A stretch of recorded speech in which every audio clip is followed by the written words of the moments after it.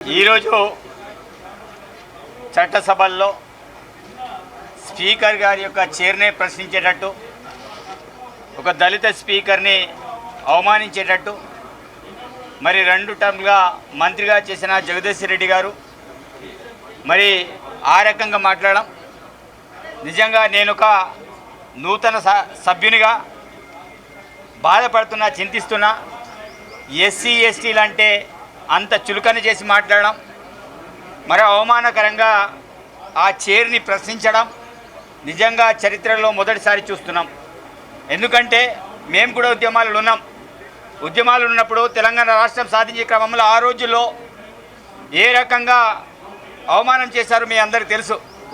మరి ఆ 10 సంవత్సరాల కాలంలో ఒక్కరిని కూడా మాట్లాడకుండా ఆ రోజుల్లో మా ఉన్నటువంటి ప్రెసిడెంట్ ఉప ముఖ్యమంత్రి గారిని అవమానించేటట్టు, అతని ప్రతిపక్ష హోదాకుండా అంటే సిఎల్పిగా లేకుండా కూడా ఆ రోజుల్లో చేశారు. ఆ రోజుల్లో బట్టి విక్రమార్క గారిని అవమానం చేశారు. దాంతోపాటు ఈరోజు ఒక దళిత స్పీకర్ని ఈరోజు ముందుంచే మరి స్పీకర్ని అవమానించేటట్టు, అసలు మేము ఉండబట్టి నువ్వు అక్కడ ఉన్నావు, ఆ కుర్చీ లేకపోతే నీకు లేదని మరి స్పీకర్ గారిని ప్రశ్నించడం నిజంగా ఒక దళిత స్పీకర్ని అవమానపరచడమే. తప్పకుండా ముక్త కంఠంతో మేము డిమాండ్ చేస్తున్నాం. పూర్తి స్థాయిలో అతన్ని సస్పెండ్ చేయాలి, అతని ఎట్టి పరిస్థితుల్లో అక్కడి నుంచి చేయాలి. అదేవిధంగా కేటీఆర్ గారు, కేసీఆర్ గారు, మీరు ఒకసారి ఆలోచించండి. మీ ఎమ్మెల్యేలు ఇష్టరీతి ప్రజాస్వామ్యానికి విరుద్ధంగా ఇష్టరీతిన గౌరవ ముఖ్యమంత్రి మీద కావచ్చు, ప్రభుత్వం మీద కావచ్చు, ఇష్టరీతిన మాట్లాడుతున్నారు. అది మంచి పద్ధతి కాదు.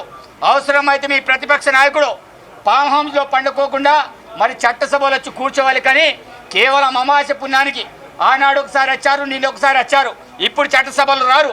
అది కూడా రావడానికి కారణం ఏంటిది? నా జీతం ఎక్కడ పోతుందో, నా యొక్క వచ్చే వేతనం ఎక్కడ పోతుందో అని కకృతి పడి మరి నిన్న వచ్చి అటెండెన్స్ చేసుకొని వెళ్ళిపోవడం జరిగింది. ఇక రారుగా ఈ వారం 15 రోజులు చట్టసభ నడుస్తుంది, కానీ తను మాత్రం రారు. కాబట్టి మీరు అలాంటి ఆలోచన వ్యక్తి నాయకుల్ని మరి మంత్రులు చేసిన వాళ్ళని మరి చట్టసభలో పంపించి మరి ఇష్టారీతిన స్పీకర్ మీద, ముఖ్యమంత్రి గారి మీద మాట్లాడించడం మంచిది కాదు. ఇది సభా సాంప్రదాయాలకి విరుద్ధం. తప్పకుండా అతన్ని ఇమీడియట్లీ సస్పెండ్ చేయాలని ఒక ఎస్సీ ఎమ్మెల్యేగా, ఒక నూతన ఎమ్మెల్యేగా నేను విజ్ఞప్తి చేస్తున్నాను. తప్పకుండా స్పీకర్ గారు తప్పకుండా ఈ విషయంలో చర్య తీసుకోవాలి. తప్పకుండా అతన్ని ఇమీడియట్లీ సస్పెండ్ చేయాలని కోరుతున్నాము.